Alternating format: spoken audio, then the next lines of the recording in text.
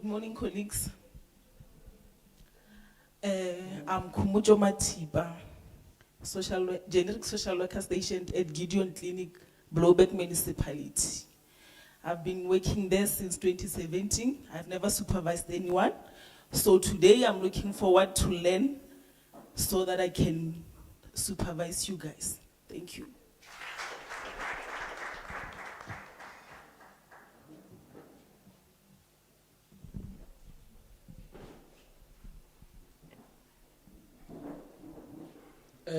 Good morning, colleagues.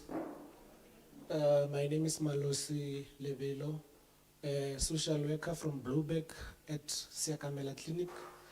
I started working with the department from 2017, and I hope we are going to have a nice journey when we encounter supervision with you guys. Thank you.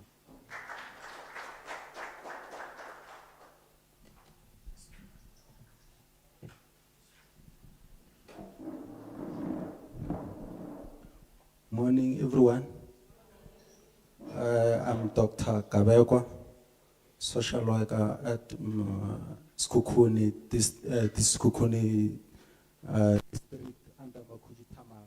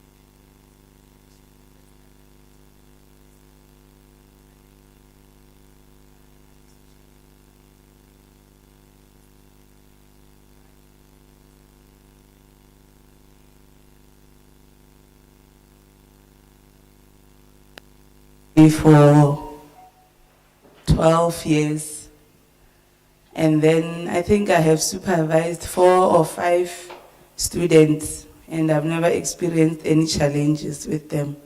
Thank you. Thank you, everyone. Let's give them another round of applause, please. And what a diverse group we have. Some have experience in supervision, but some do not have, which is why it is necessary for you as prospective supervisors to attend the workshop.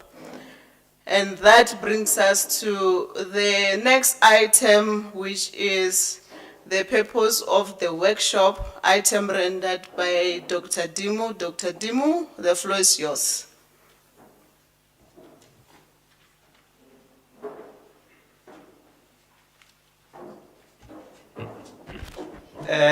Good morning.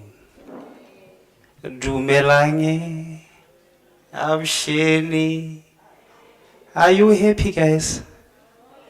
Can you give me a smile? Good morning once again. I am Dr. Dimu. I am the one who is coordinating field work in the department. I hope the majority of you know me. I communicate constantly with you. Then my item is very simple. Why are we here? Then I will just go straight to the point, okay? Our program, our BSW program, consists of the classroom-based education as well as our work integrated learning, or you may call it learning from the actual fields of social work practice.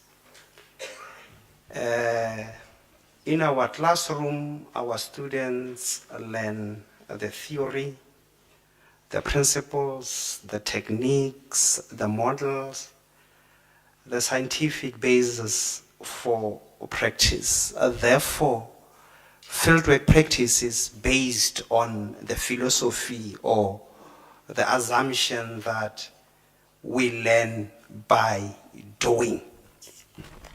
Okay? Now, there is a need, for our students to apply the theory that they learn from the classroom into real life situation. I want to alert you that as supervisors, you are giving our students a license to go to practice.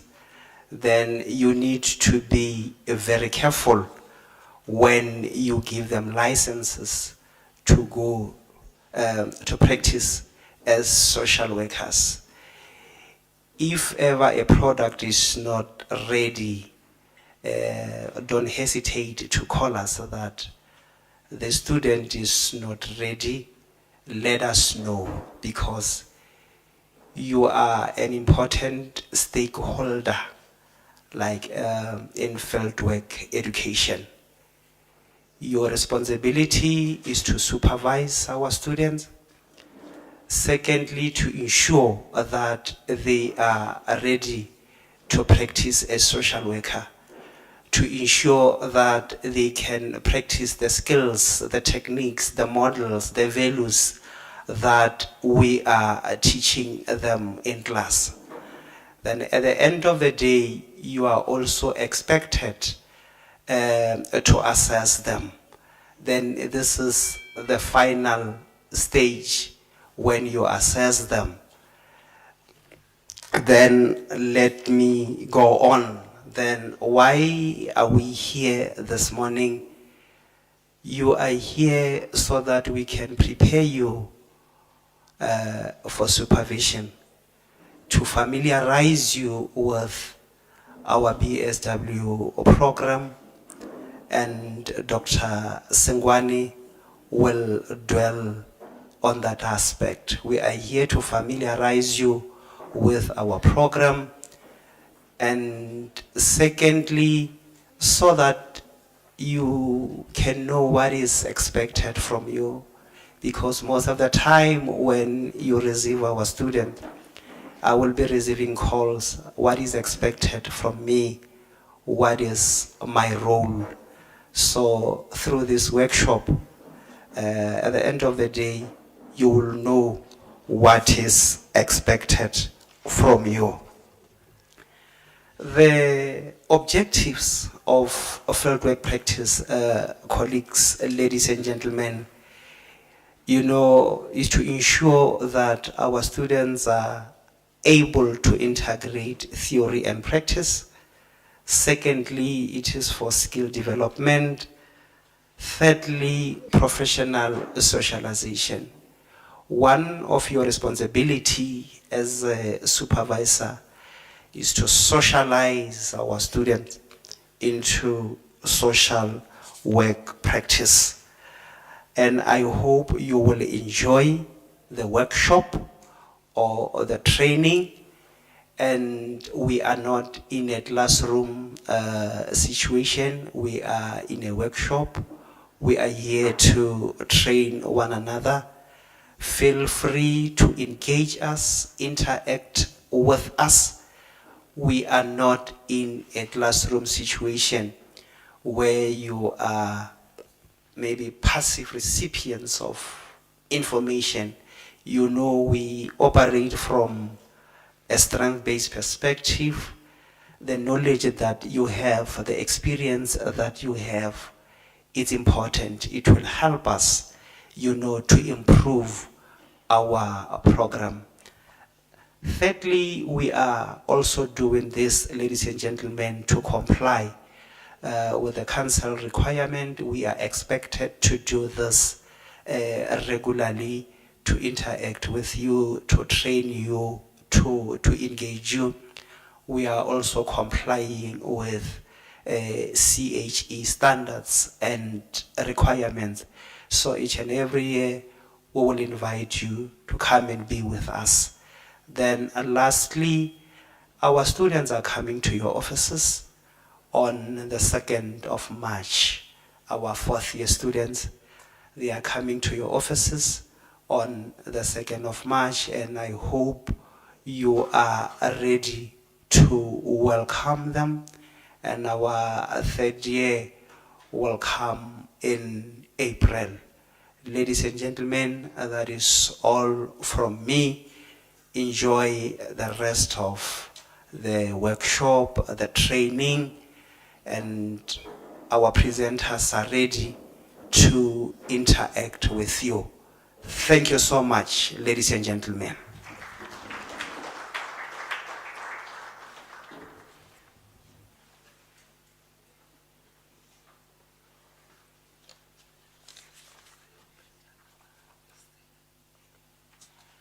Thank you so much, Dr. Dimu, for outlining the purpose of why we are here today. I was thinking that maybe you just wanted to treat our students to item number 14. But now that we have learned that we are here to learn about supervision and why is it necessary to take our supervisors through their training. With that being said, let us welcome Dr. Singwani to give us an overview of the program which our students are undertaking. Before you come to the stage, Dr. Singwani, we have a lost and found key here. You can collect it from me. And there's a request from the technical guys here. They say, if you feel a need to move, please be mindful of the camera lens. We know that we all want to be captured, but that will be done accordingly. The cameraman is moving around the room taking pictures. So as we move around the room, please let us be mindful of the camera so that we do not disturb the transmission of the vision. Dr. Singwani, over to you.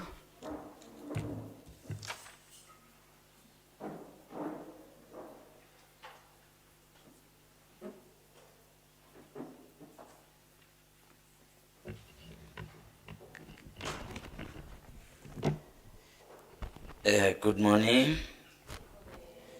I hope we are all well. Can we give Dr. Maf a round of applause? She looks exquisite today.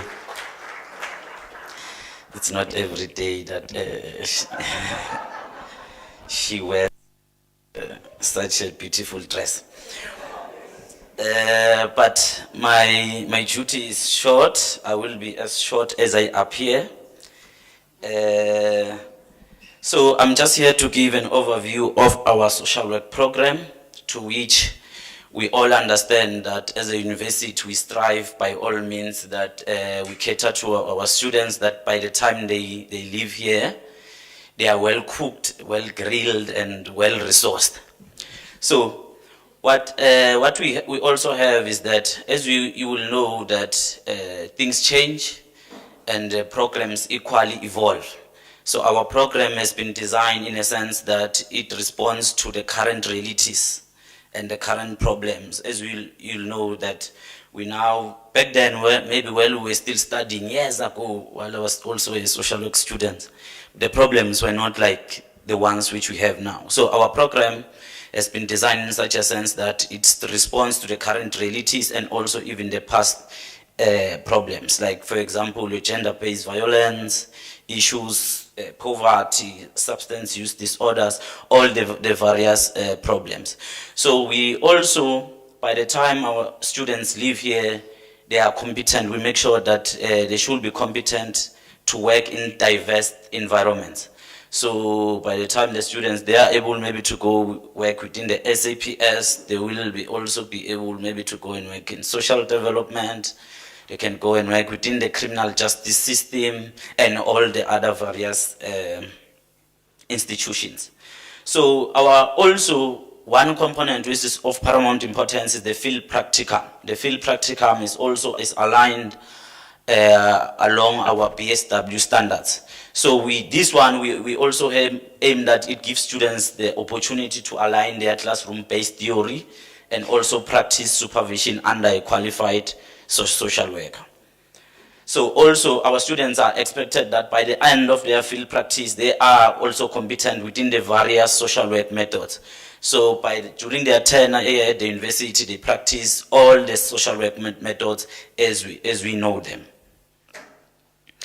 So behind our social work program, we make sure you will see from our students, you will interact with them, that our program is 512 credits, which is well packed for our students, so that in a sense that they equally have their practice component and also they have their theoretical component. If you, of course, compare it with other programs from other universities, ours have very rich credits because it's also dwell much on the field practice, because we want to make sure that by the time the students live here, they've also interacted also with clients in that particular fashion. So from their first year, they do various modules of social work, such as introduction to professional practice. I think Dr. Ramushaba will also dwell much in terms of the ethical grounding, which they also learn from the first year. They also do poverty and social problems. They also do other auxiliary modules or cognitive disciplines from sociology and also from sociology and psychology.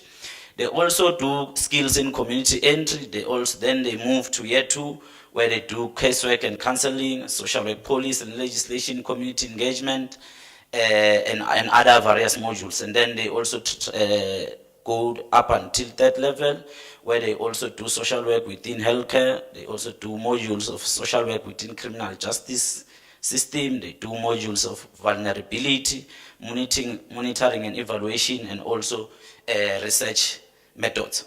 So all these particular, they are also doing concurrently with their practice. So from first level, they also do just go out to communities to observe and also deal with, just to have a feel of the realities. And then at second level, they also exposed to practice.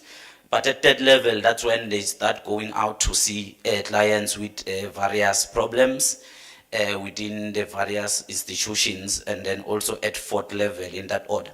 We also try by all means that while they are doing their practice, we visit them to do the site visits so that we ensure that they are actually doing what they are supposed to do. This is not aimed at all to maybe to monitor them, but just to make sure that we also interact with the supervisors. Unfortunately, as we try to go to this setting, some of the students, they don't go to their practice as required, but I think Dr. Mrumoshaba will talk about the ethical conduct which is expected of them while they are there. So what I'm trying to say is that it is an integration of both the theory and practice. Whatever they learn theoretical, they are also expected to go out and execute as such. So we have, of course, some problems maybe when it comes to the integration of theory into practice. That's why we rely on you, supervisors, that you assist our students, whatever they've learned, that they integrate it into practice as they go to their practicals. Hence, you are also here to also learn about all those particular theories. I think Prof. Mabasa will dwell much on those particular theoretical framework. So that integration of theory into practice is very important in social work, because it provides at least a structured framework and also for understanding of the various problems and social issues which our clients of course face, and also of which is expected from our students to execute. So by the time our students exit, our ideal social worker should have several other important elements, such as they need to demonstrate a strong foundation in social work knowledge, ethics, and intervention strategies. So if by the time they leave, they don't exhibit this, we make sure that we keep them in the system until they are well cooked, so that we avoid sending social workers who are not well cooked in the system. Otherwise, we end up having social workers who are causing more harms to communities instead of actually assisting them. So we ensure that they have the thorough knowledge and the comprehensive knowledge. We also say that they need to be committed to promoting their social justice, human rights, and community empowerment. Equally, they need to have excellent communication skills, both verbal and written skills. So we make sure that they also, within the course of their studies, they are expected to also present in front of their peers. They are also expected to write comprehensive reports, and they are also expected to think critically, because as they know that particularly at fourth level, we make sure that they have to think critically and think outside the box. So we are very lucky as an institution that the management of the university has provided us with all resources which we need to deliver this particular program. As I think Dr. Lim, for those who want to maybe to see, we have very good, well-furnitured classroom, as you can see, and also several of them. We also have, if you go to our house number 2, we also have what do we call the one-way mirror, where our students will also be able to execute their own particular theoretical framework, and also we are able to assess them as we see them. We also have built various stakeholders with the NGOs and other several stakeholders to make sure that we place our students in organizations so that by the time they leave here, they've got all the particular opportunities which they actually require. So with that said, as I indicated, our program is a 512 credit program whereby they learn all various social work methods within all of them, and they are also able to make sure that when they go to their practicals, they have the necessary knowledge. As I indicated, that problems have actually changed, so our program specifically responds to all these particular changes and the human dynamics around that particular setting.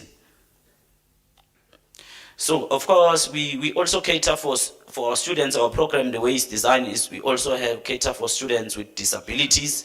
If they are in, we have various resources on campus. We have the Ria Corner Disability Center, which also accommodates students because we believe that as a social work profession, we don't have to to close anyone outside of it. So we cater for students if they have maybe challenges, be it physical or other challenges. We have very good resources, and our students, of course, have very good access to also our student accommodation, and they have they have access to qualified staff, as you can see them, beautiful as they are. They have the knowledge which is required to make sure that we deliver a very quality program within the institution. So thank you very much. Please feel free to ask me if you have any questions regarding our program. So by the time they come to you, they should not say that no, we didn't study this. You know, when you ask them if you know this theory, they have the propensity to say, no, we didn't study, but we are telling you, we've made sure that we've taught them. So they should never make any mistake of saying, no, this we didn't learn at school. We've taught them, and we attest that we've taught them very well. Thank you very much.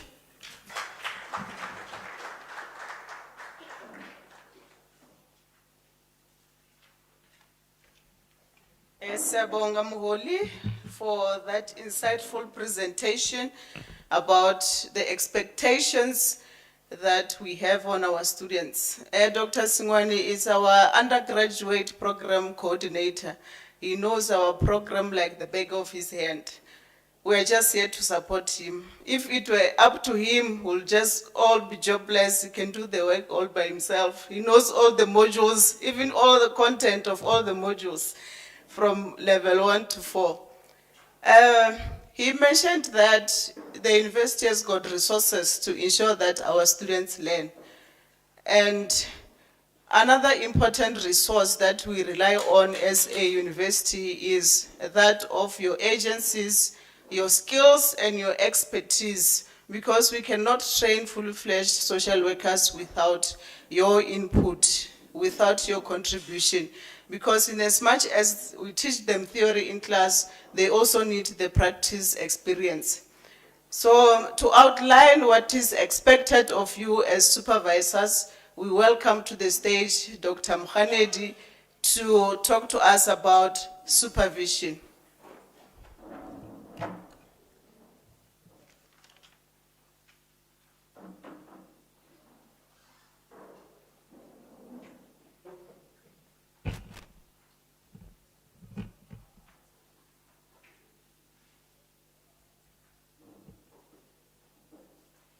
Good morning.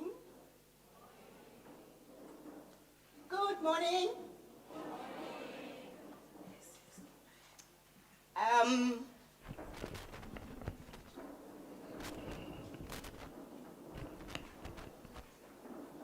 Hello. Okay.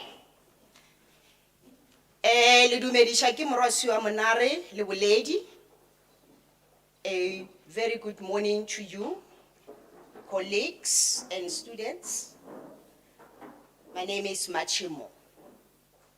So, as I was listening to the introduction this morning, I've learned about 2 or 3 critical things.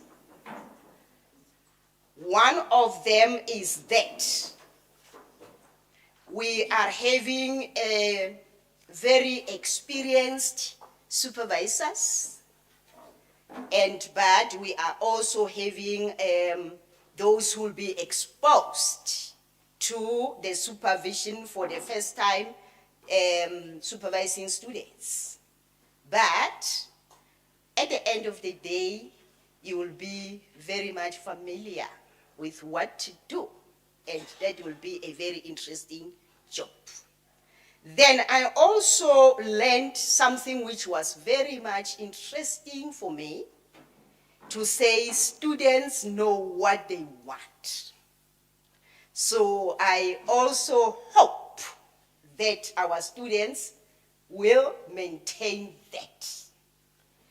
Then, as a result, there was no challenges experienced. So it will be a smooth journey. It is just unfortunate because I'm a moving person. So today I'm caught up because I want to comply with the request from our honorable photographers. So, ladies and gentlemen, let me quickly take you through my presentation. The content will be as follows. It will be the introduction, the overview of social work supervision, characteristics of a developmental approach, which I want to believe that we are all aware of developmental approach, a definition of social work supervision, models of supervision, which is the main gist of what I'll be doing, the principles of social work supervision, and the conclusion. So, supervision serves as one of the critical components of social work, which contribute to the success of both service delivery and the organization rendering services. So we are all aware that there are two critical components, service and the organization. So effective supervision process should be developmental. It should not only consider the empowerment of the supervisees, but the PI as well, the person in environment. Models of supervision should complement each other as they all contribute to the success and empowerment of social workers. So supervision as an interactional process should consider the supervisee as the bank. I want to believe that somebody would ask, why a supervisee, but also the bank? We will hear about that. So the overview: differences in understanding and experiences of colonialism, apartheid and democratization are shaping the narrative of the evolution of social work supervision in South Africa. This is basically to say the way we understand these concepts of colonialism, the apartheid, but also democracy, that uniqueness are shaping.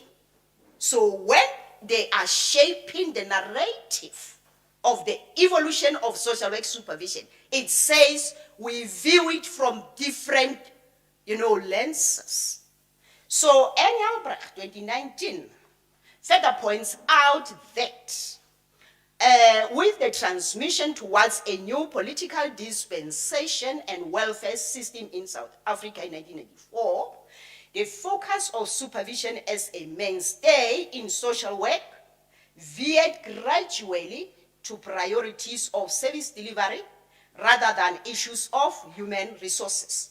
So, as Engelbrecht is studying the issues of social work, but particularly the supervision, observed that as much as there were democracy in 1994, but also the movement of the supervision along with the movement, unfortunately, that zooms into only service delivery. So in other words, the improvement was more on service delivery, but ignoring the element of the human resources. So this means that the person doing the work was not part of the work itself. Taken from the transition of the country in 1994, a white paper for social welfare was introduced. I think we all aware of that. This process was influenced by the Copenhagen Conference, ushering in a developmental approach towards social welfare. So this is to say, the element of developmental social welfare was born from this conference. The developmental approach to social welfare recognizes the need for integrated strength and rights-based interventions in social service delivery. So what I like about this is simply to say that the developmental approach towards social welfare, it recognizes, the strength and the rights based. In other words, it is based on the constitution, but also on the capacity which one has. So it also emphasizes appropriate services to all, particularly the poor, vulnerable, and those with special needs. And I want to believe that that is the reason why we are all here, for these highlighted people. So as a human rights-based approach to social welfare. It emphasizes socio-economic rights and strategies, including the right to social assistance and development, strategies to improve the lives of poor people and communities. That is basically why we consider the right-based approach, because you cannot do the social. I had very special concept this morning, you know, the provision of psychosocial services, but there is also the economic, which we cannot separate when rendering this service. It includes sensitivity to diversity in all aspects of humanity, emphasizing the link between social justice, human rights, and freedoms.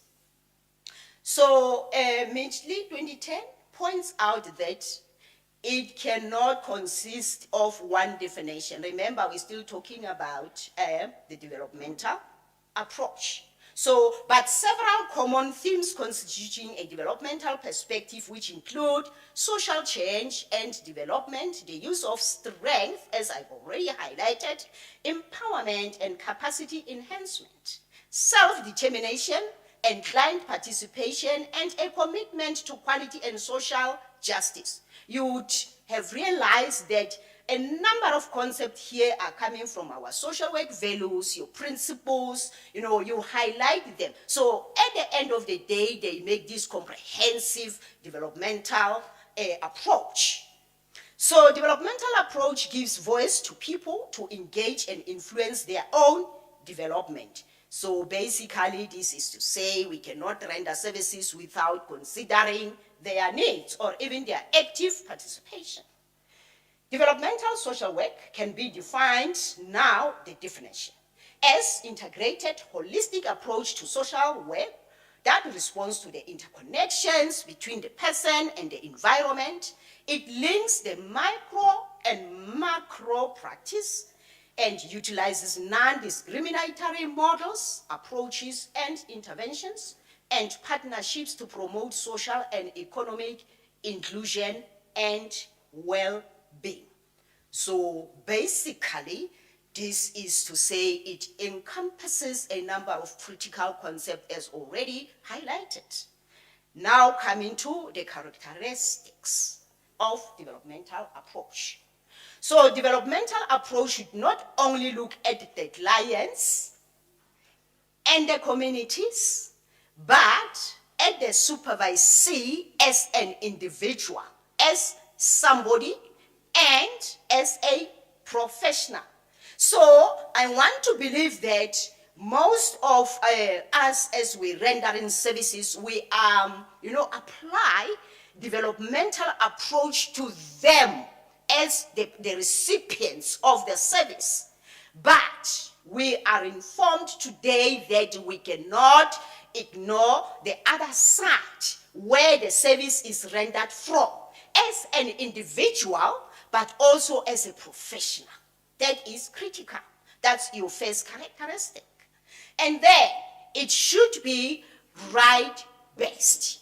It is informed by the Constitution, but as already indicated, it considers the pie. The pie is the person in the environment. In other words, it's important for us as rendering a service to the supervisee to consider them as human beings, to understand even their diversity. So the social investment. The social investment, as I indicated, today we are not only looking at our clientele, but we are also looking at the people rendering the service. So hence we're talking social investment. One would say individual investment.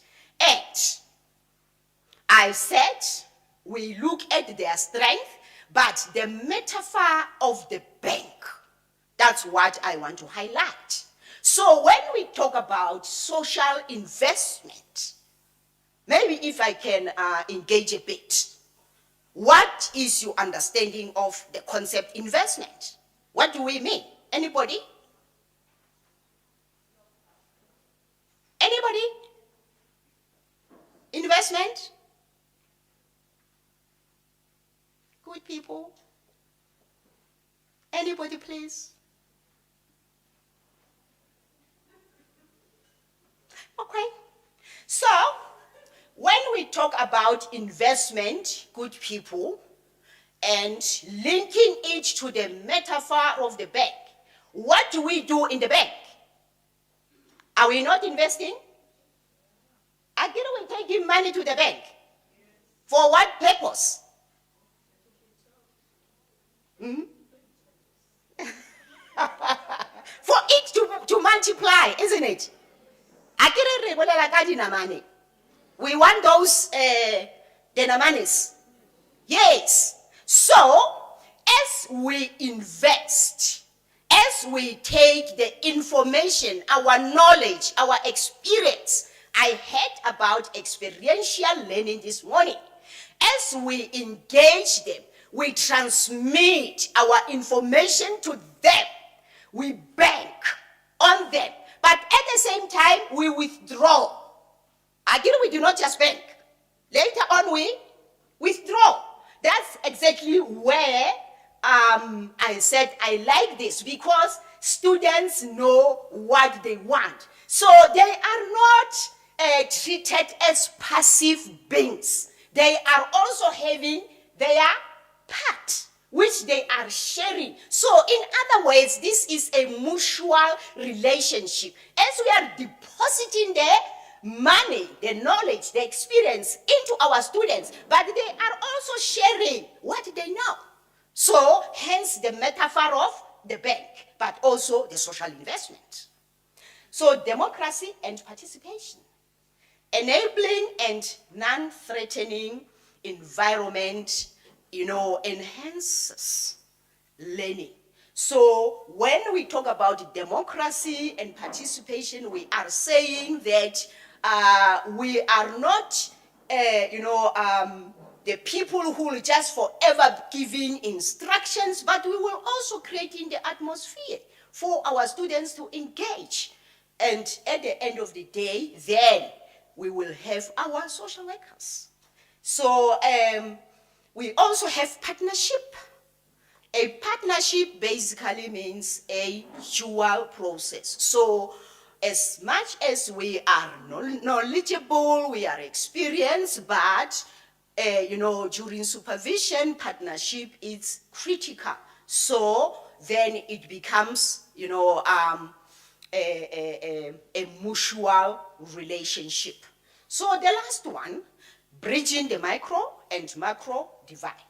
So we integrate an individual with professional, social, structural, systemic, or economic forces. So here we're moving from just looking at the person, but we integrate the person with the professional, the social, the structural, systemic, economic, to make them comprehensive and holistic. That is your characteristics of your developmental approach. Now, coming to the definition of social work supervision. Figures in 2005 in Nube 2018 define supervision as a process between a supervisor and a supervisee aimed at helping effectiveness of the supervisee. It includes acquisition of skills, mastery of theoretical or technical knowledge, personal development at the client. What is very much interesting here, we are bringing now the client, but through supervision. And the therapist, the person who's rendering a service to the clients, interface and professional development. So this is a very comprehensive definition, but also a process, because as much as we're talking supervision, but we are also looking at the client, but not forgetting the therapist, Nube 2018 points out that social work supervision, as highlighted by supervision framework, which is the DST 2012, should be developmental. And then, as I already highlighted, the characteristics, right-based, social investment, democracy and participation, partnership, bridging the micro and macro divide. Now, I'm coming to the models of supervision. So according to Rothenbach 2023, a model of supervision can be defined as a structured, adaptable, and simplified picture that seeks to explain reality. So compared to theories, models are useful to apply because of their flexibility and ambiguity. So this is to say that our models, remember, as much as they are structured, but they are also adaptable, which means they are also flexible. They allow us to play around them.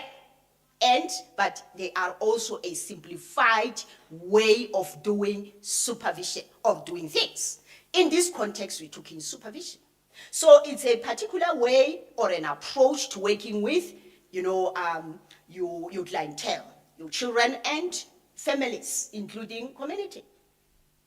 That's a social work supervision model consists of interrelated constructs used to guide supervision practices. So in these supervision models, or the model, there are these interrelated constructs, which at the end of the day, when you put them together, they will produce something very comprehensive and which will enhance your supervision.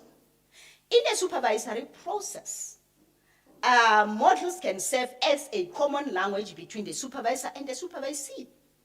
Without the model, the supervisor may not be able to understand the rationale and the process of social work supervision in a holistic manner. So these models should be used as, a common language to enhance, to facilitate the understanding of the communication, of the sharing of experiences, knowledge between the two important people, the supervisor and the supervisee. So a supervisor might want to imitate or do trial and error. Zu and Ho, these are the authors, conducted a review of theoretical models of social work supervision, and then they've identified 5 models. So before I zoom into these models, I just want to talk about the imitation, or when you conduct the trial and error. So as you imitate a particular way in supervision, you are at peace, you are at liberty to, copycat what has worked for you to enhance supervision.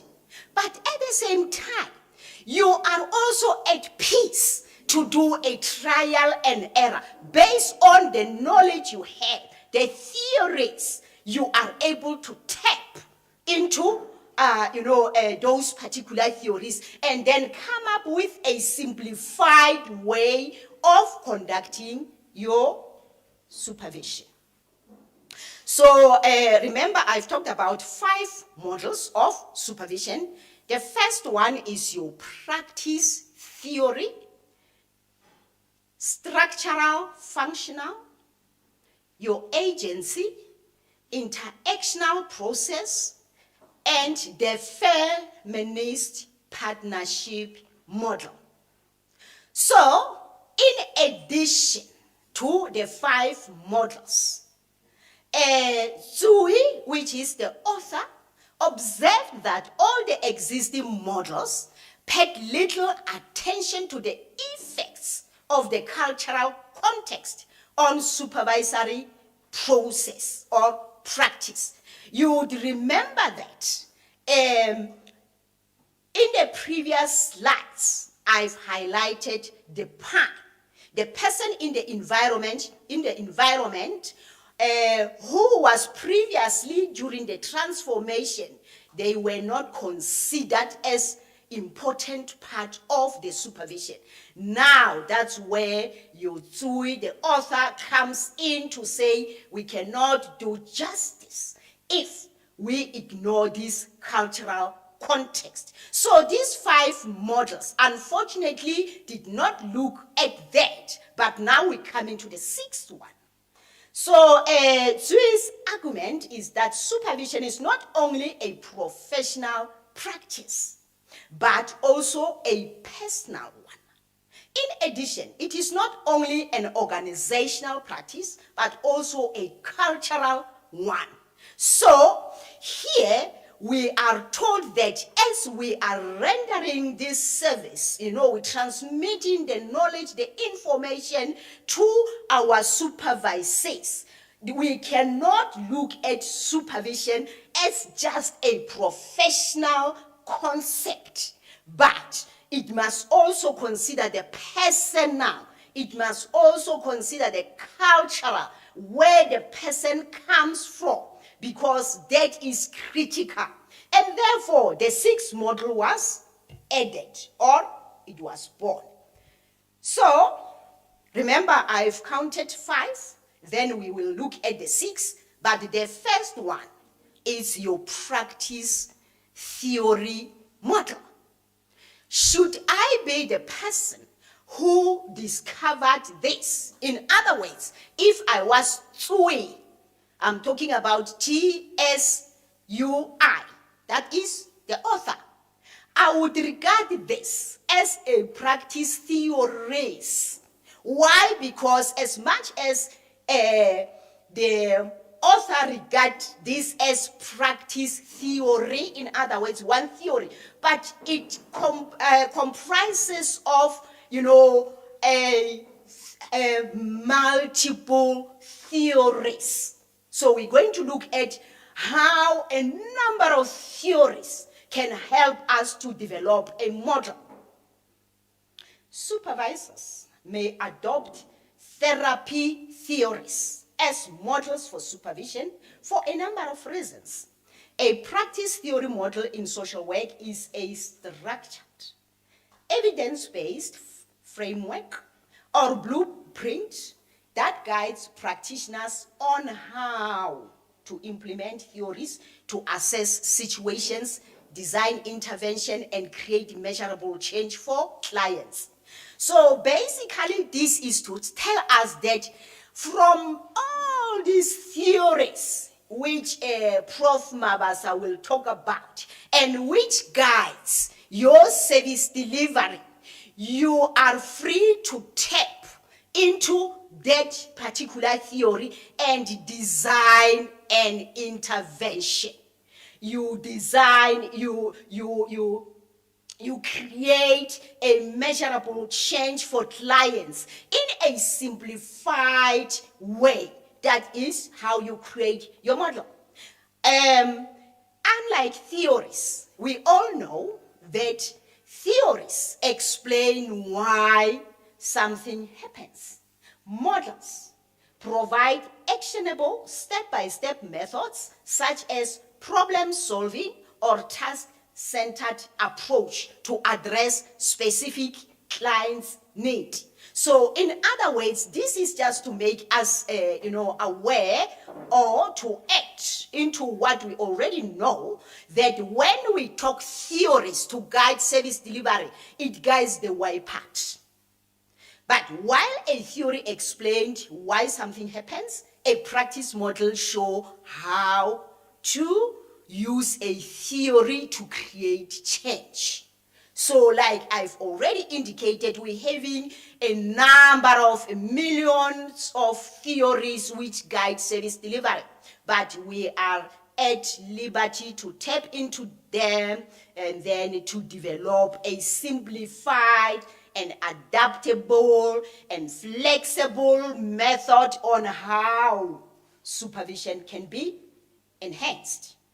So the advantages of these models are that they are well developed, so the supervisor can build on theories that already exist. So because we are already having the theories, so then we are, at choice to tap into that, and then, so the theories are our, build knowledge, build a literature which we can use to come up with this flexible thing.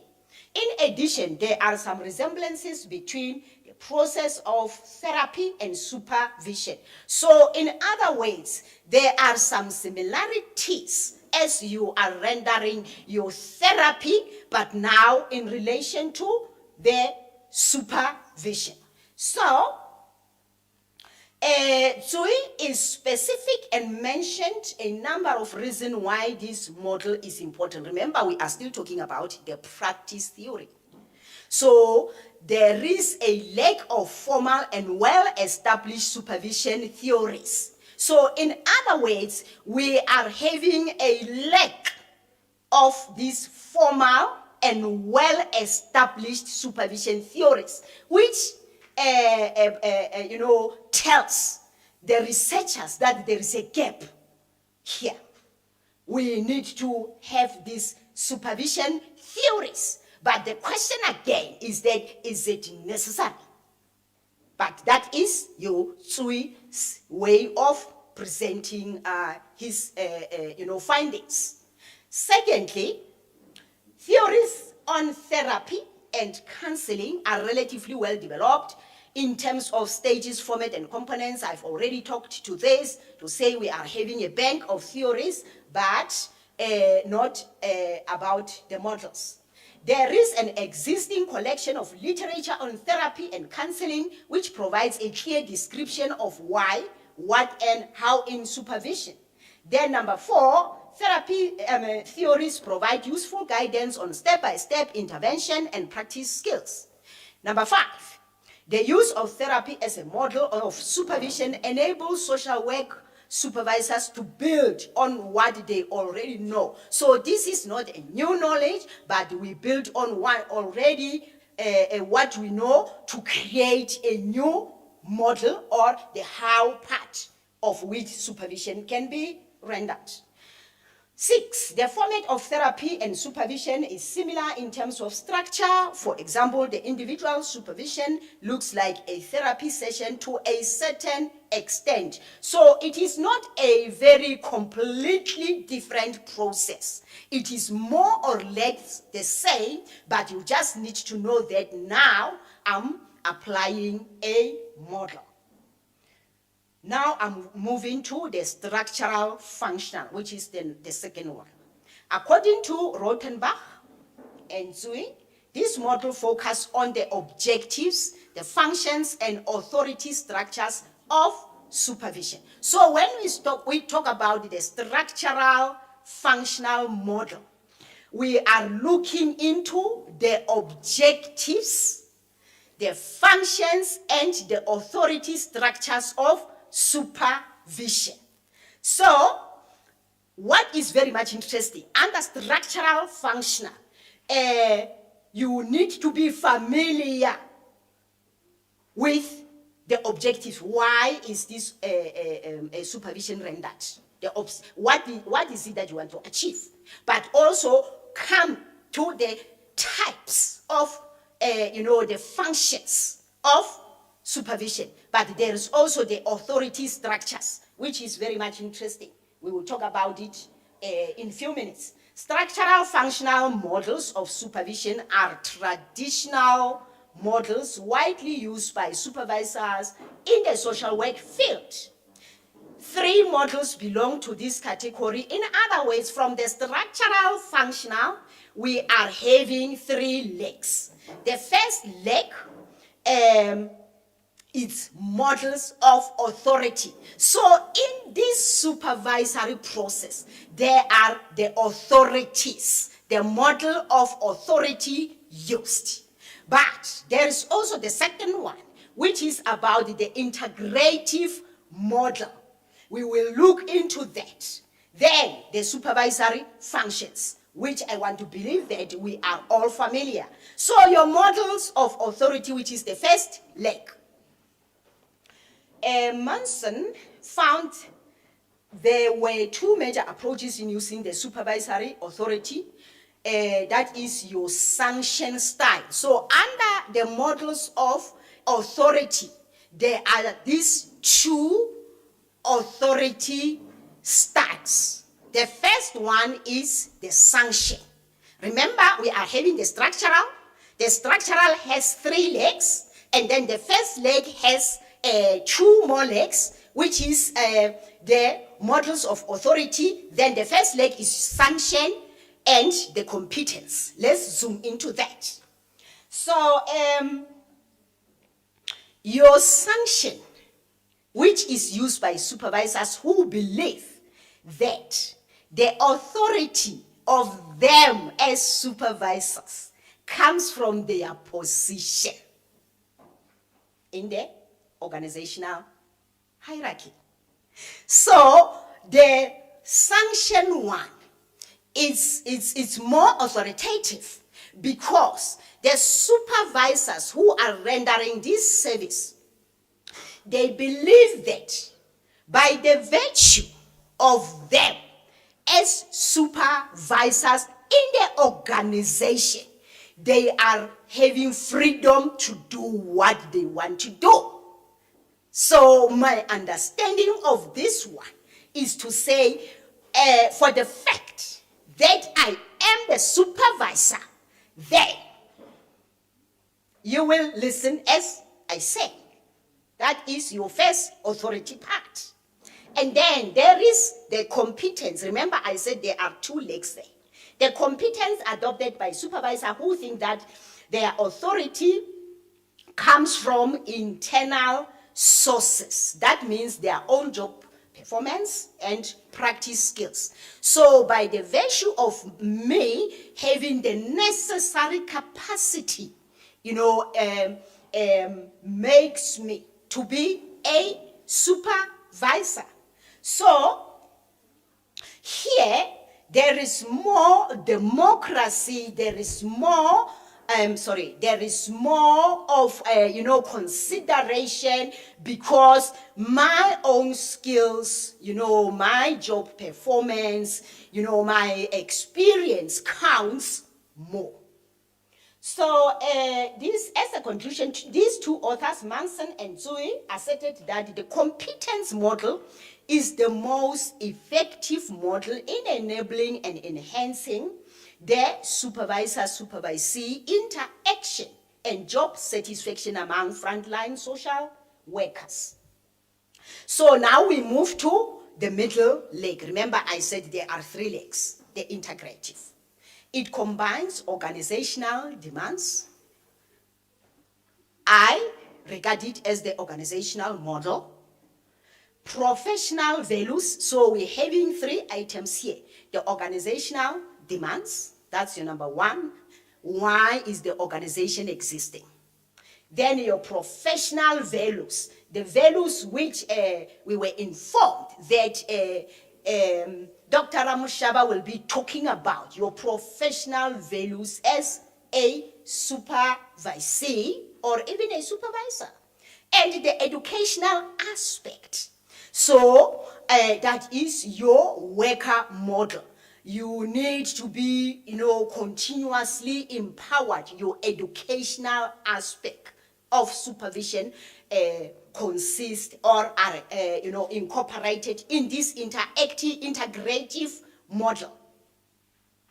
Now, the last one, supervisory function model, it focuses on the administrative, the educational, and supportive functions of supervision. Each function deals with its own set of problems and achieve related objectives. The administrative function, and I want to reiterate the element of objectives. Remember, from the beginning of the structural function, we were informed that it looks into, one of the elements are the objectives. So each function deals with its own set of problems and achieve related objectives. The administration function is to monitor the frontline social workers to fulfill the requirement from the human service organization, including organizational mandate, managerial policies and regulations, as well as the administrative procedure. The educational function is to enable and enhance the capability and capacity of the frontline social workers to address the client's problem with adequate knowledge and skills. All these things are, remember, rendered to empower the supervisee in order to handle clients.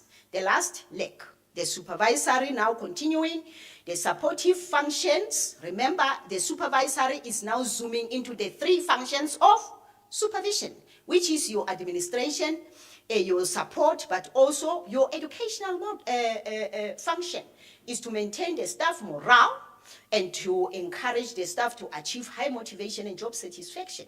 It's suggested by the scholars in supervision that the 3 functions are complementary to one another. Therefore, we cannot treat one out of another. Now coming to your agency, that is your 3rd model. Your agency model, I personally regard it as the organizational model. So here we zoom specifically in the organization. There are the casework.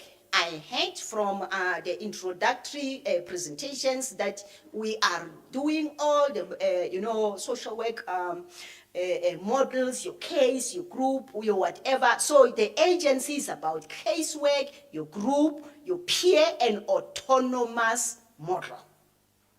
In this model, the supervisor serves as the group leader to facilitate the interaction among the frontline social workers as group members. So here we are having basically, I did not zoom into the case because case is clear, but here under the group work, we are told that the supervisor becomes the leader of the group of the frontline social workers, or even now the supervisors. Within the group supervision session, the power between the group leader and the members are more equal and balanced. So as much as we are having a group leader here, but the delegation, the participation is more equal. So we don't have the one who will be saying, but remember, I am the supervisor here. It must be balanced. Then the members can be exposed to a wider variety of professional knowledge and practice wisdom in a more natural and comfortable atmosphere. That is now where your partnership characteristic of your developmental, comes handy. Emotional support does not only come from the supervisor as the group leader, but also from the colleagues. I like this because you tap into your group work. You'll remember that in a group work, the support comes from within the field, within the group members themselves. Very important is that there are 2 preconditions for the success of group supervision. So there are 2 prerequisites here.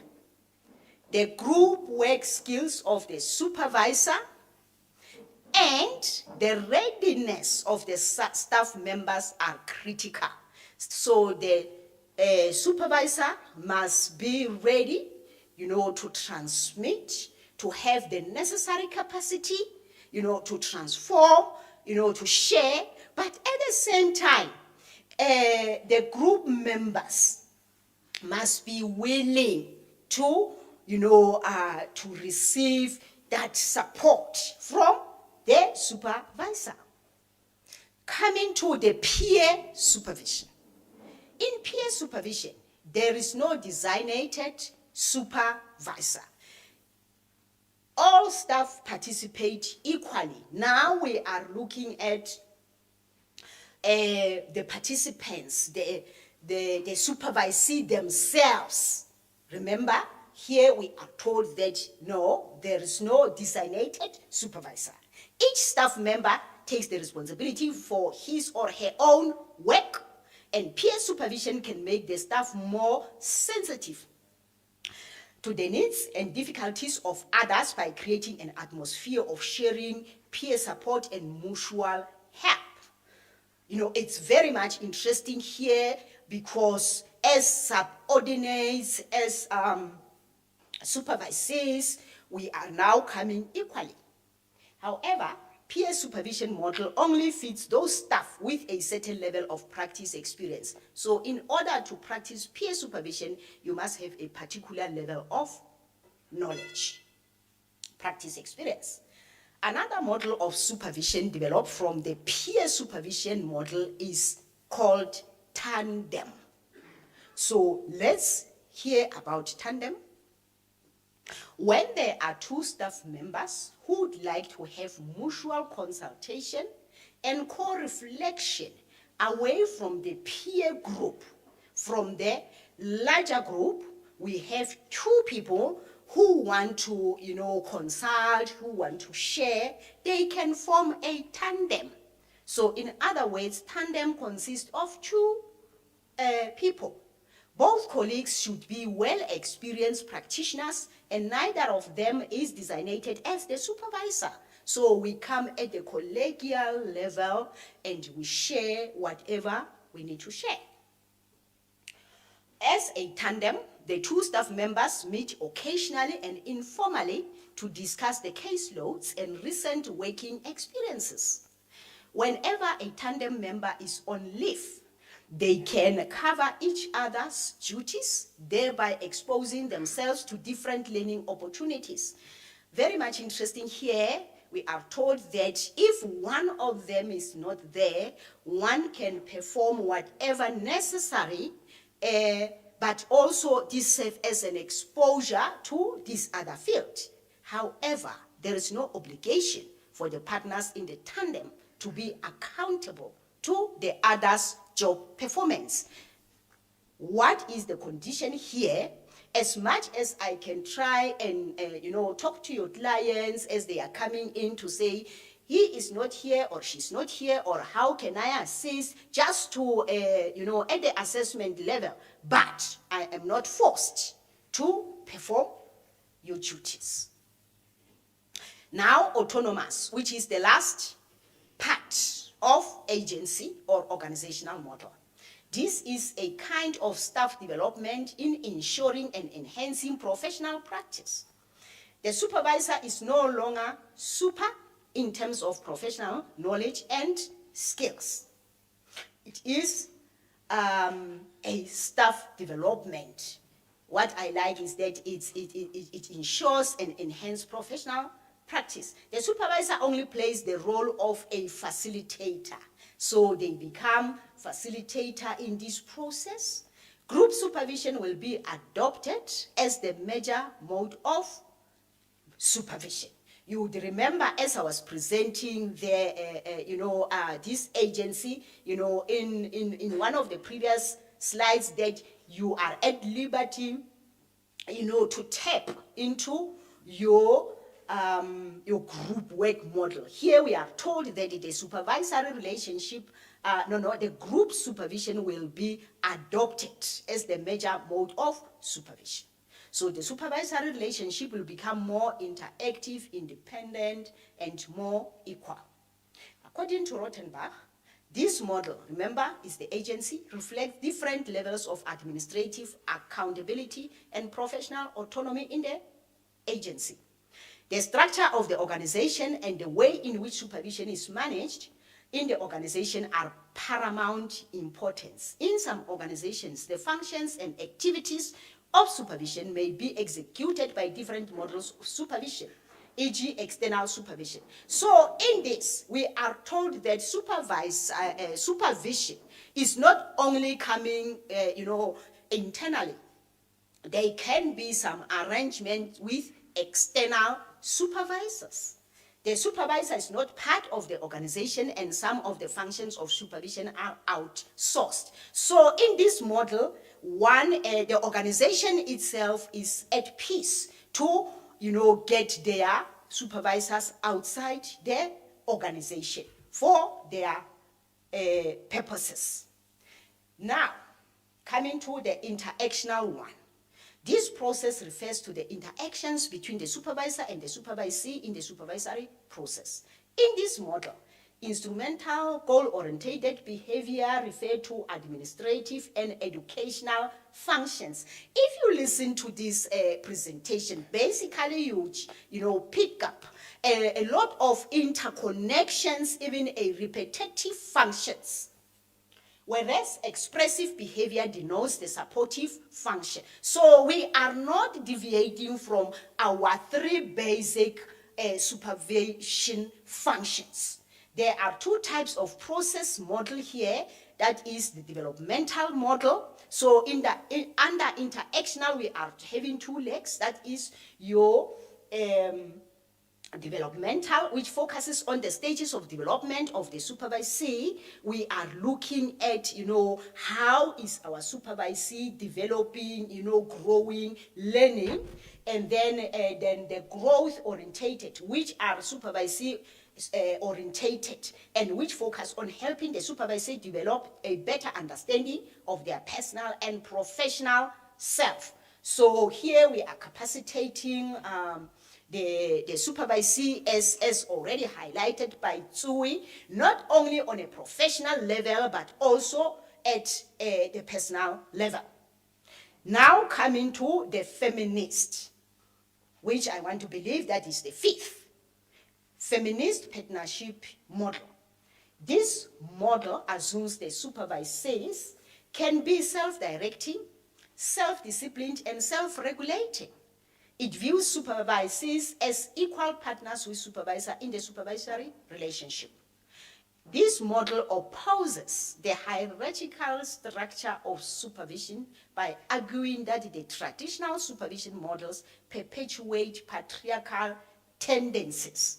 What I like about this one is that as much as it opposes, it fights against these patriarchal tendencies, but it is not only feminine in terms of sex, but it considers everybody and their growth not to be exposed to a patriarchy. It correlates with social work values of partnership and social justice. Therefore, this model can be promoted by encouraging group and peer consultation.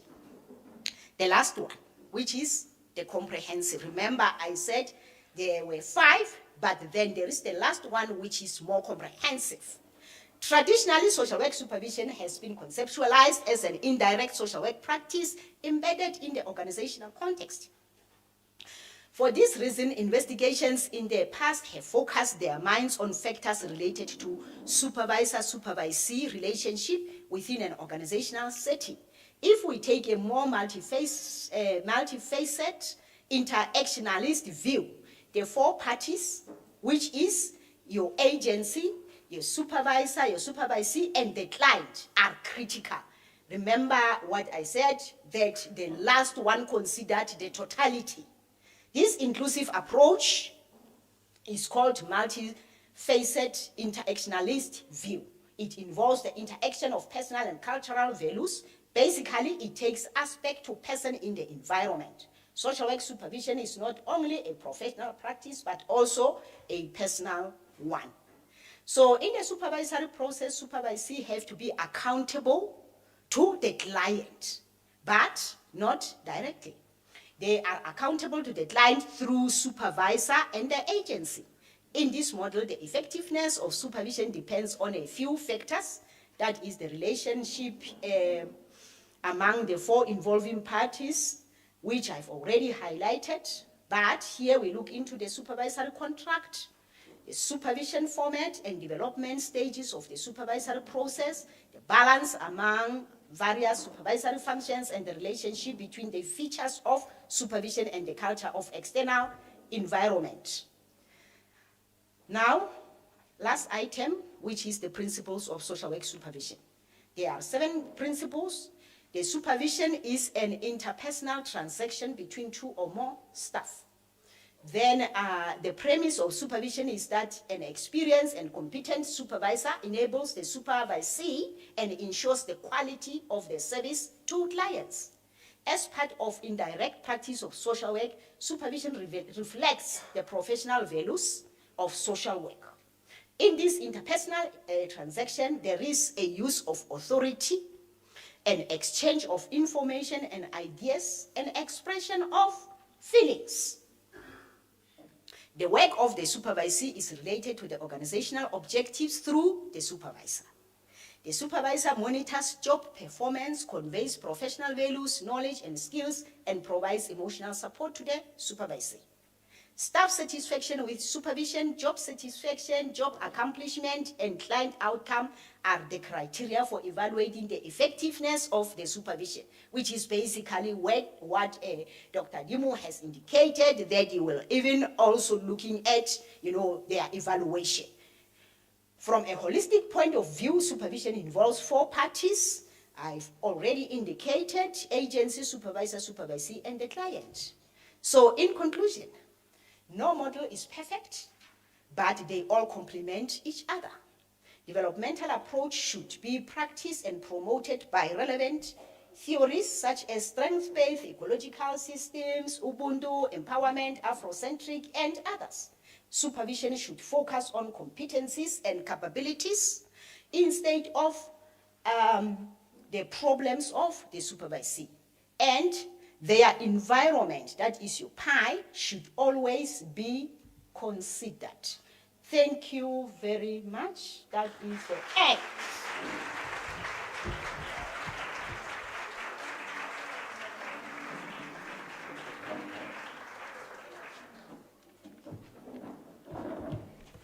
Thank you indeed, Dr. Mkhanedi, and thank you for your patience, audience. That part of the presentation was supposed to be long on purpose because agencies are our extended campuses. Students continue to learn as they are placed in your agencies. Hence, supervision is of critical importance. And after that insightful and powerful presentation, we deserve a break to digest all the information by Rottenberg and Tsui. So we will be taking a 10-minute break, 10. We'll use this break to stretch our legs, and we'll also use this opportunity to meet our guest who came in late. And with that, thank you. I see a few faces that I recognize in the audience. Thank you for honoring the invite. We were supposed, according to the program, to have tea. And I am sorry to be the bearer of bad news. I have just been informed that the person who won the tea tender ujilechelete, so don't shoot the messenger. Unfortunately, we are not going to be serving tea. We'll just have a 10-minute break, and we'll resume with the program at 10:23. Thank you.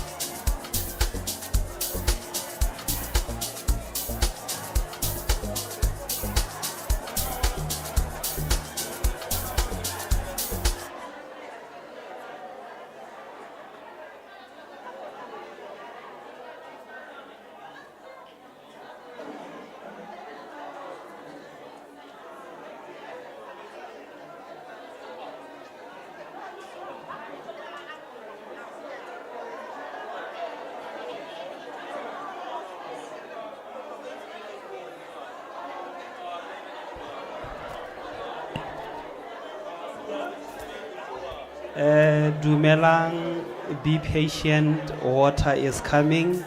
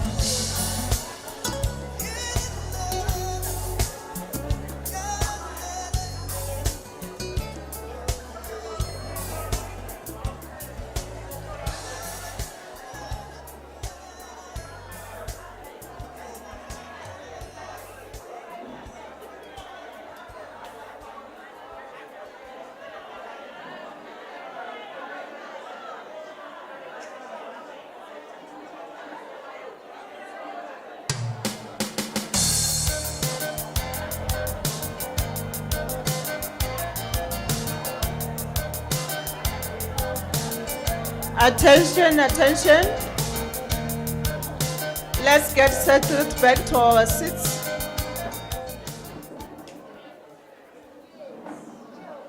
Students, please come back inside. We're about to resume with the program.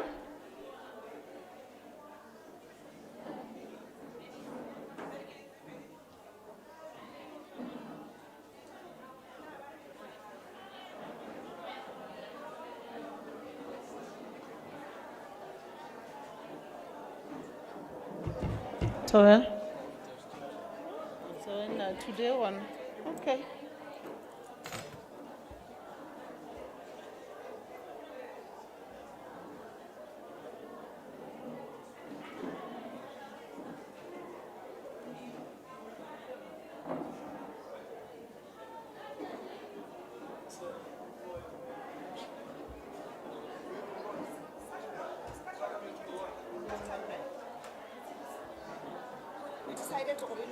Oh, S is.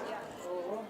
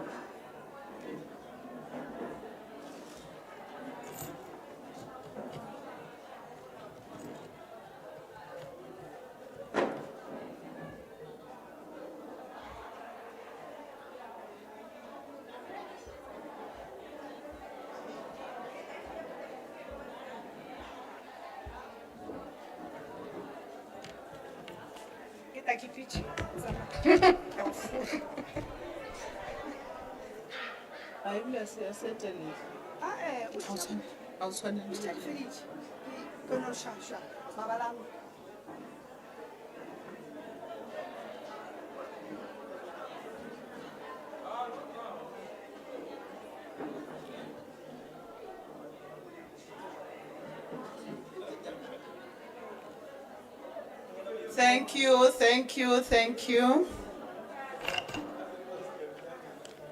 Let us now resume with our program, colleagues.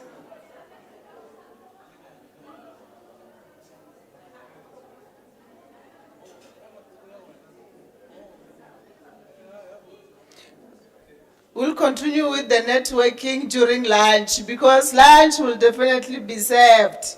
Let us reserve our networking for lunch. As we resume with our program,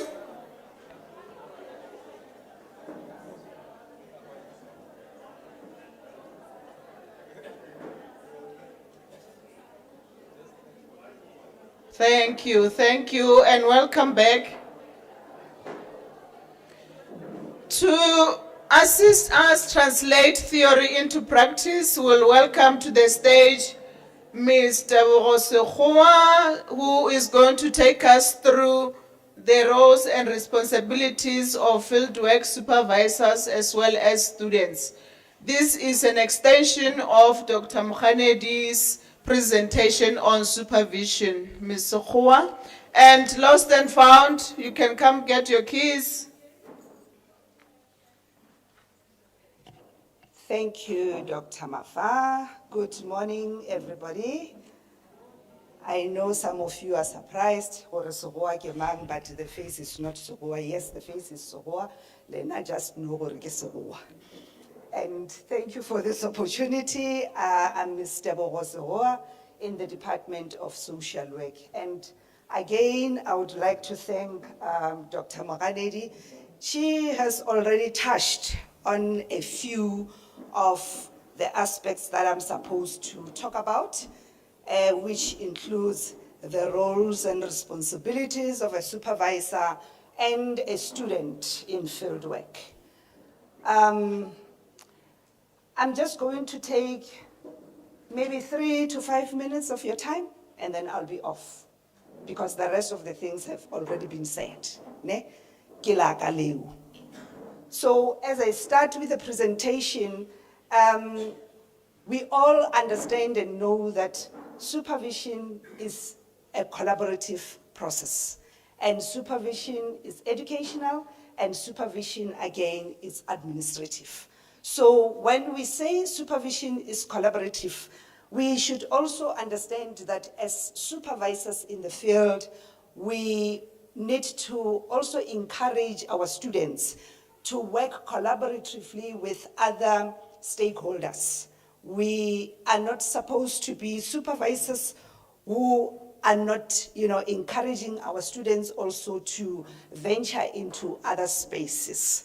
And the education that we also render to them is also for them to become professionals who are ethical, who can also conduct themselves professionally and ethically. And also we are supposed to become, an agent in a sense that we are there also to develop their skills. We are giving you students whom have been, exposed to theory and a few, experience in practice. But for us now, for you now, we are looking upon your skills so that you can also sharpen their skills, so that they can also find their fit and they can also find themselves in the professional space. So we believe and we are sure that we are sending out the students to people who are competent and to individuals who are there to play their roles adequately and effectively. So now we do have responsibilities as supervisors and supervisees. Some of the roles and responsibilities that have already been shared is the fact that we play an administrative role. So we encourage field supervisors that when you get in contact with our students, at least try to orientate them to the agency. Orientate them around the policies, orientate them around the documentation of the agencies, orientate them around the objectives and the goals of the agencies. Because when we give students those packages, we also, looking into students to also submit the agency report. So at some point, the experience is students will just, duplicate an agency report that has been there 20 donkey years ago. Some of the agency reports, when they come, believe you me, I still find myself in those agency reports, that I'm still part of the probation service workers within Mangweng Magistrate Complex. This is to show that students at some point, I'm just giving an example, I'm not saying they are doing that. So this is an indication that students need to be orientated. For students to also understand the operations within the agency, it is the role and the responsibility of the supervisor to sit the student down. Yes, we understand they are coming there, they are third years, they are fourth years, they are so excited, they will be seeing real clients, but at least if maybe we take a week just to orientate them around what is this agency all about, so that when they start interacting with the clients, when they start, with their interaction and their intervention, they should be knowing what policies guides me, what are the procedures, what are the documentations that I need, to be cognizant of, and again, what are the safety issues around, the agency and all that. So in that manner, we will also be able to ensure that there is compliance to those policies. Because yes, I would know that this is what is guiding me. So when as a supervisor now you come back and say to me, but I do not see 1, 2, 3, 4. I don't see you having done this and that and that. Then you would be telling me about something that I have been orientated to. So and again, we understand that as supervisors, we also manage the workload allocation. We believe and trust that when we bring the students there, yes, there will be allocated cases that will be guided upon. cases that will be supervised or canalized. Cases, that as a supervisor, you would want to know what is the student doing in this case and how can I also assist. So let us ensure that there is compliance from students, because if we leave students with the office, there is high possibility that they can do damage, they can do harm. And once they do that damage and that harm, it is going to be impossible for us to redo that. So we have seen in some other instances when we examine our students, because after they have been exposed to practice, we bring them now to oral examination. So during the oral examination, you will find that when we say to the students, can you please give us the file? Students at some point, they just tell the truth, how it is. I have never received any supervision. I have been on my own. I have seen my supervisor the first day when we greeted each other, and the second time around, it is when I was giving my supervisor the forms for him just to sign, for her just to sign, and put a stamp and say, take it back to the university. So as supervision is collaborative, we are also still responsible as the university. If you find, some other challenges with students, your role again as a supervisor, you are still allowed and you're still welcome to also engage us as the staff within the university. Yes, we know that sometimes we give you students, that are very much troublesome. We know we have diversity, we have, different personality traits and all that. So for you to discuss with us, it doesn't say, you are tarnishing the image of the student or whatsoever, but because supervision is developmental, there would be some other instances where you would feel that, it is better that I talk to the department and establish, what could be the problem, and so that together we can also be able to resolve the problems that the students are encountering. So if they know that we can engage, they will also pull up their socks. So as students, we also expect you that when you are in the field, your roles and responsibilities are also to adhere to the policies within the agency. We expect that you carry the image of the university and the department and the profession. As you are in the field, you are there to learn. So engage in your learning as much as you can. Do the self-reflection and apply your theories and your, the knowledge that we have imparted in you within, your workspace, so that the supervisors can be able to see any gaps that you're having and where you require improvement.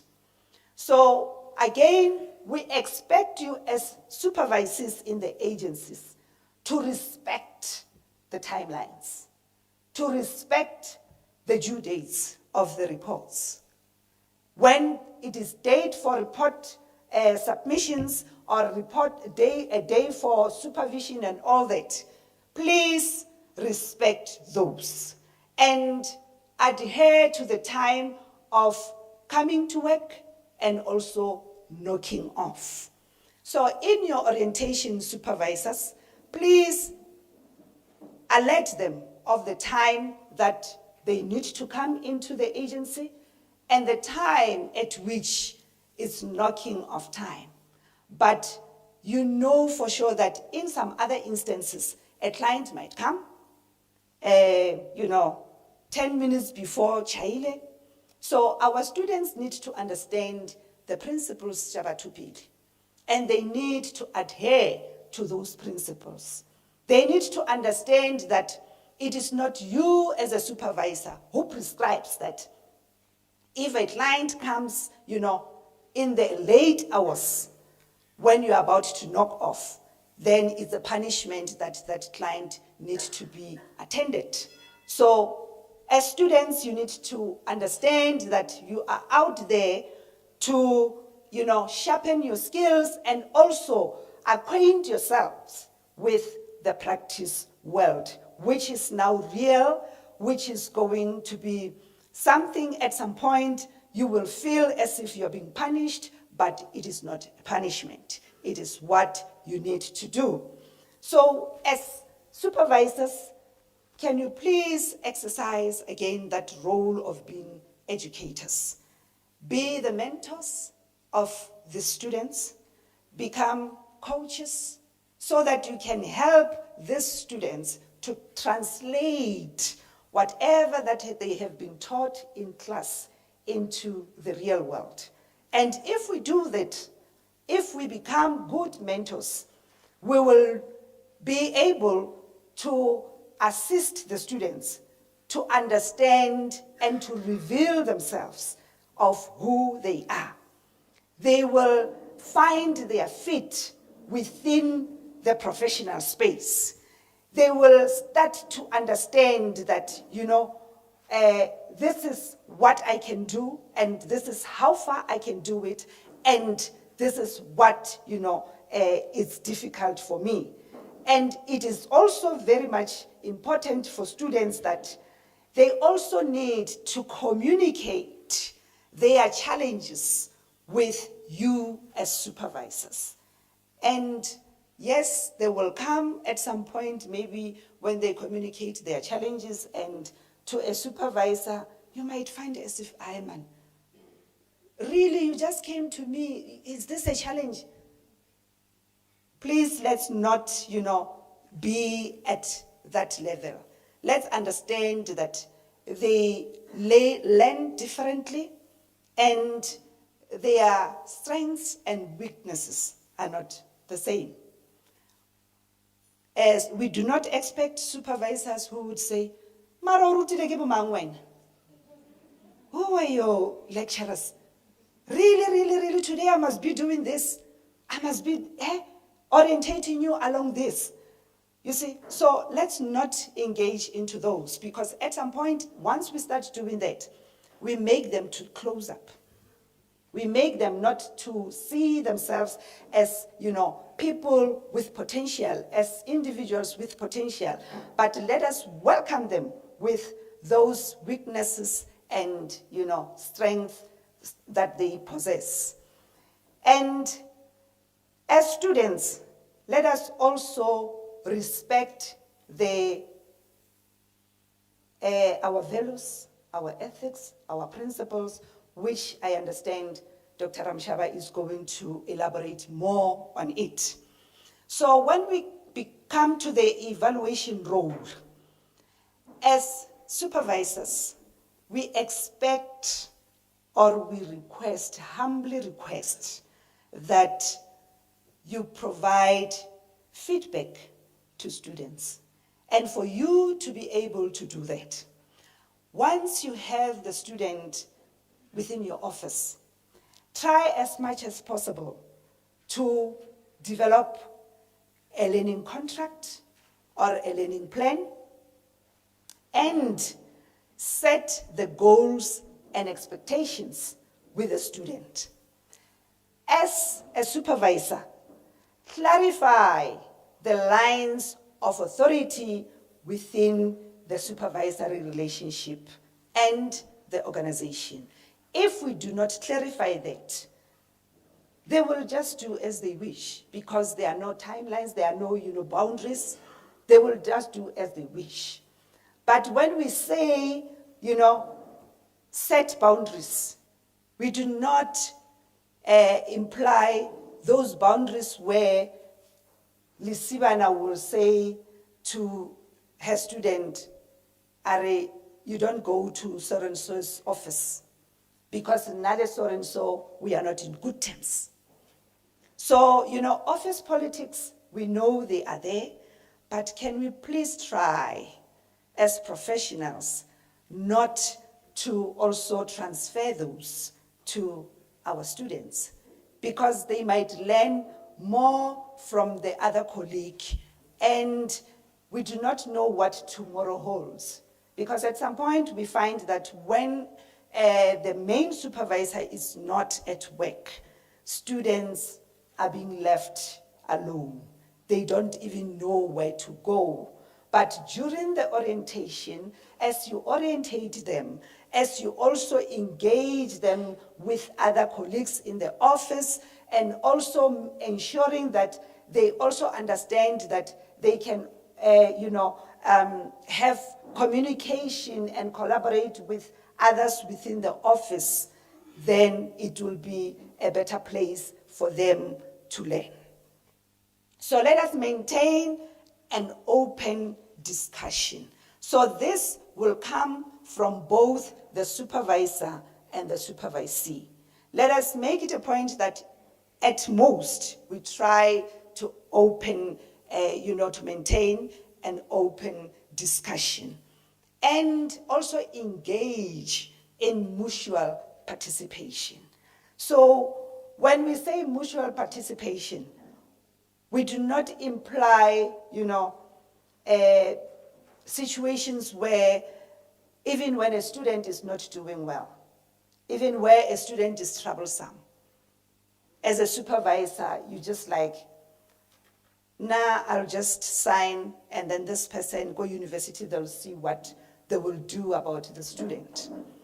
Let us know that we are together in this, and if we are not putting our foot down, if we are not honest about, the training that we are providing to the students, and we will not be doing justice to this profession. We will end up having students who become graduates, and as they go to the field, they will be the most troublesome social workers. And what comes back is, kana o graduate ya kae? Barakia UL.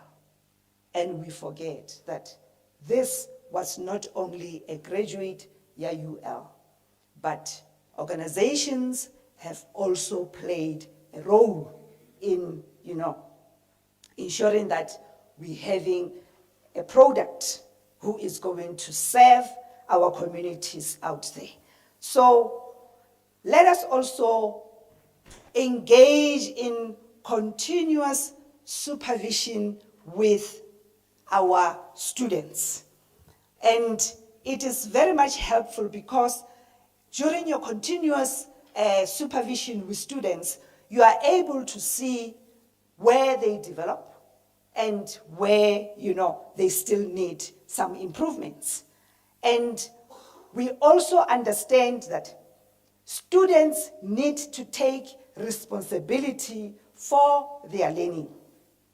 And as students, you also need to bring forth your needs, your learning needs, to the supervisor, and come prepared for supervision.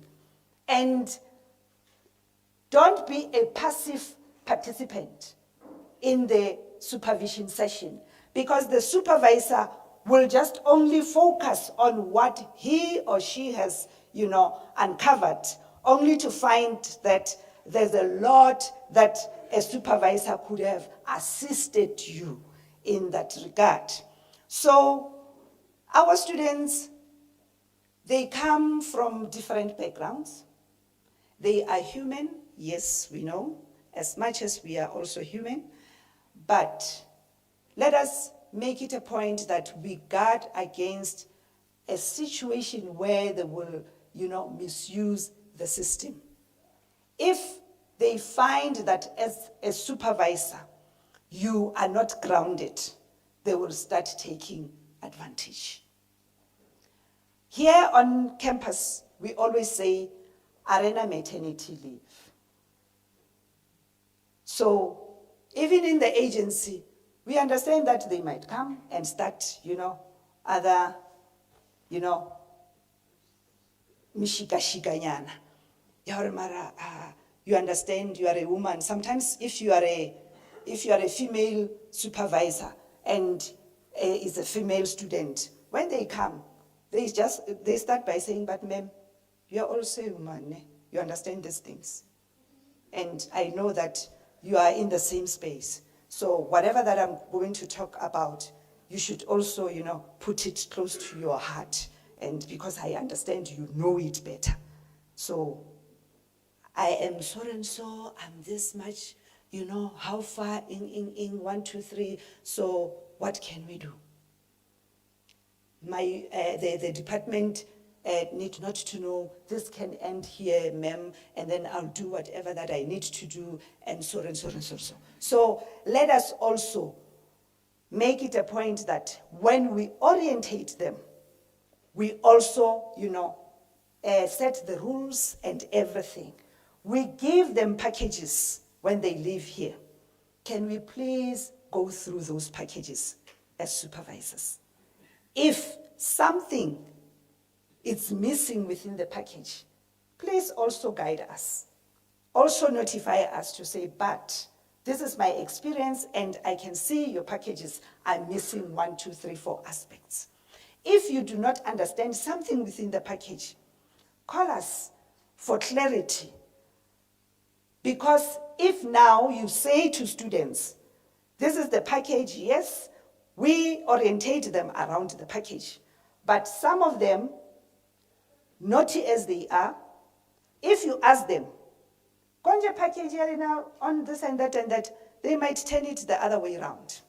I'm not saying they are not trustworthy, but believe you me, we do have other, you know, characters of people. So let us ensure that when we have the students within our agencies, we do not forget that we also have the clientele that is also looking up to us for our service delivery. So let us ensure again that when we are with our students within the office, I understand that, you know, in some other instances, we might feel that when we introduce the students as student social workers, maybe the clients might not feel comfortable and whatsoever. But let us try by all means, because the minute we give them,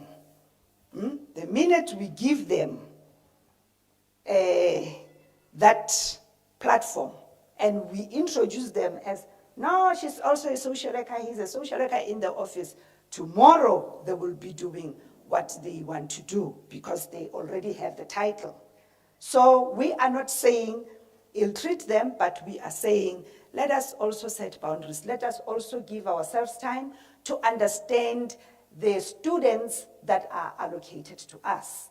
And if you are encountering any challenge, if you suspect something, you are at liberty to contact us and speak to us. So, Dr. Mafa, I think, can I end here? Then I think most of the things will be coming from the questions, then we can be able to clarify. But on that note, I say, please welcome our students. Please expose our students to the real world. Please sharpen the skills. If there are any gaps, kindly engage the Department of Social Work within the University of Limpopo.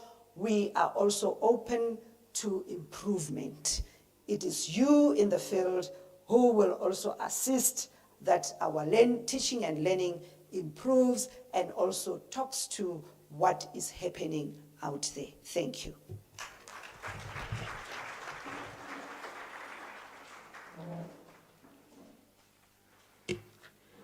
Re leboga ngwana Sekgowa for the clarification of roles and responsibilities of our students and supervisors while they're at the agencies. One important thing that you touched on was playing the role of an educator and also orientating our students as they get to the agencies. That is important because being a supervisor comes with a role of being a model. Be role models for our students. I thought, Ms. Sukhua, you'll talk about that experience we had at a certain one-stop center during our site visits. When we arrived there, we found that it was almost toilet time. The agency had problems with water and things like that. So when we arrived, we found that the supervisors and the students were ready to leave. Unfortunately, we did not get a warm welcome. Instead, we got a very cold welcome by supervisors. They did not even have a chance to give us seats. They did not even greet us. They just said,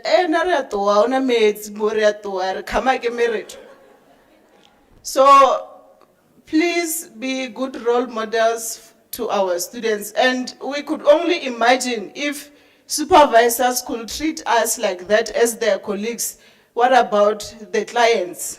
So let us be good role models to our students and show them that social work is about humanity and respect.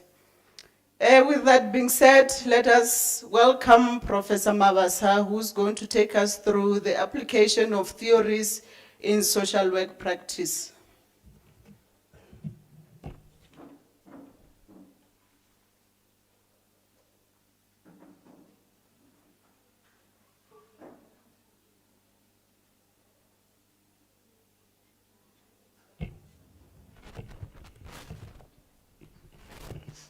Good morning, colleagues. Are you still here? Okay. Program Director, thank you for giving me this opportunity to engage with colleagues and our students. Mr. Ntige, I see you, my friend.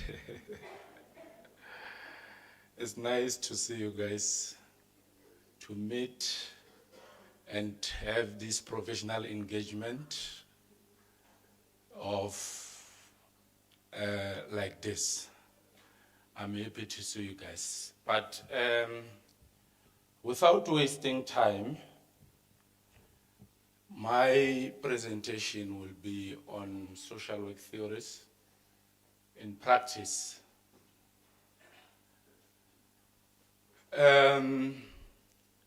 Theories are still important, colleagues, because they inform practice. So it's good to revert back to studying those theories. Even our students, they were taught about that.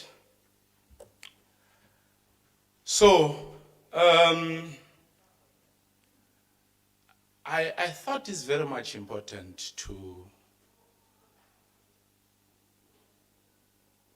look into what is a theory, just to reflect back on what we did in class. It is a supposition or a system of ideas intended to explain something. There are three words that are of particular interest about this definition. The first one is an explanation, which offers or provides accounts of how and why things are as they are. The second one, it intends to explain, which implies that they may not, which is useful caveat. So, theories allows us or helps us to explain situations. The third one, it talks about something which implies a phenomena, separate to and independent of the theory. Why theories are important in social work?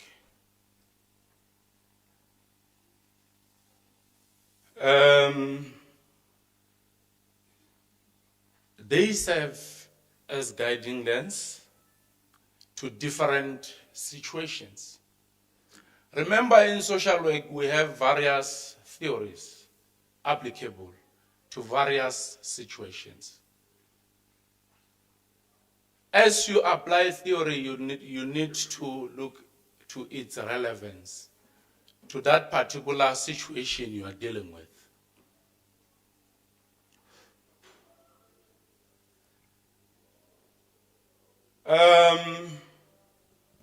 Theories help us with making sense and meaning to social issues. We deal with social problems every day as social workers. So reverting back to theories that serve us with arguments to make sure that we support our facts is very much critical. A theoretically informed social worker remains steady, sensitive, and organized in dealing with social problems. We find ourselves in a situation wherein we go to the court of law, present reports, to argue our facts. We also need to support that with theories.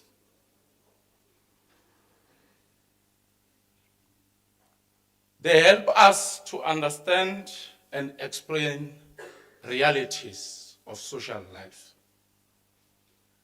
It is our business as social workers to understand how people think, how people feel and act. Therefore, what is it that which we use to make sure that we understand how people think, feel, and act? Is those theories we were taught in class.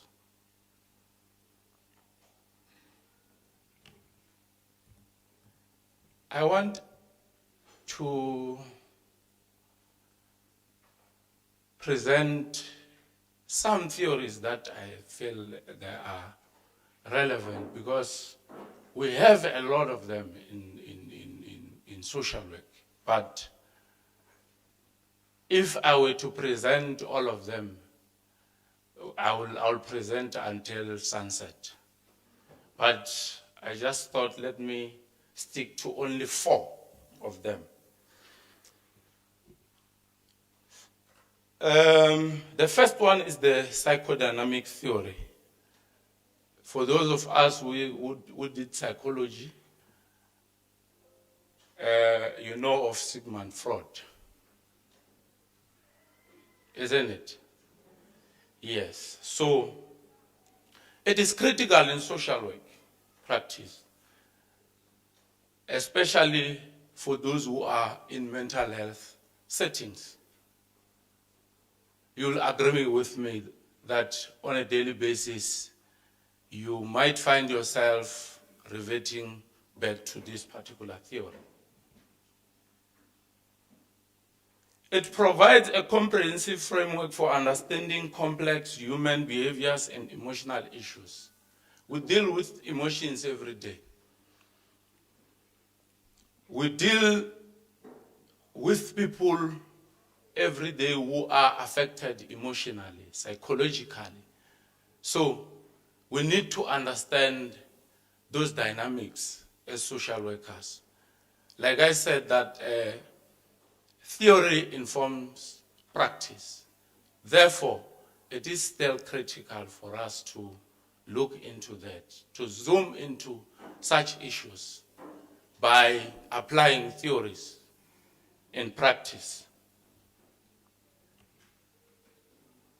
This theory assists us with focusing on conscious and unconscious aspects of behavior.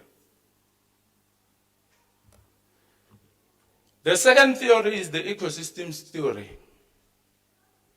which is a combination of two theories, the systems and the ecological theory. When we do assessment, in most cases, we normally apply this kind of a theory. Because you will conduct a home visit or home visits just to check or look into their environments, the systems that which influences them on a daily basis. Therefore, it becomes important to look into this theory because it guides you on how to go about that, to argue your facts.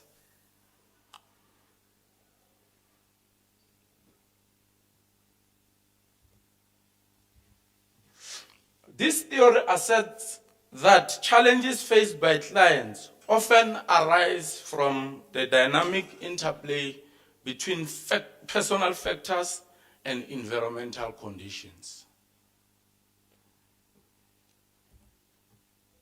A perspective that I thought of is the strength-based perspective or theory.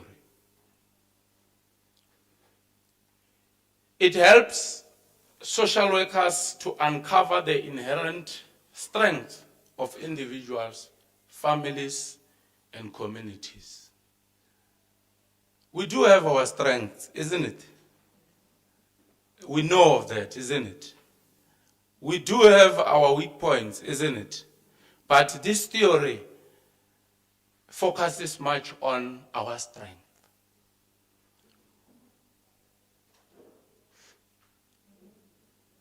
The focus of this theory is much more on resilience, skills, and resources. As social workers, we empower clients to navigate challenges, achieve their goals, foster sustainable change. Remember that you cannot have a client forever, isn't it?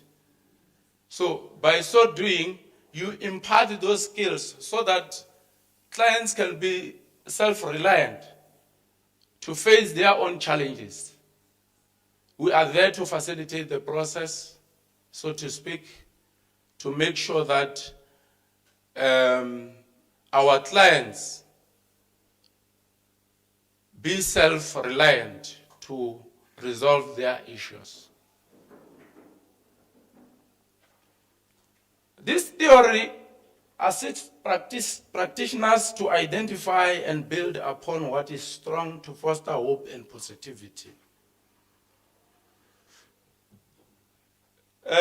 Using or applying this theory, social workers and clients work together as partners, co-creating solutions, strategies tailored to the client's unique strengths.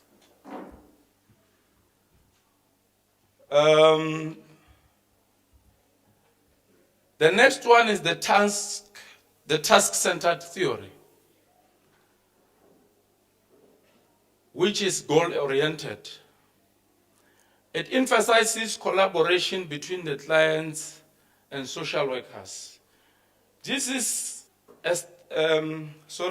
focuses on structured problem solving through client-defined tasks, aiming to help clients to tackle specific identifiable problems effectively.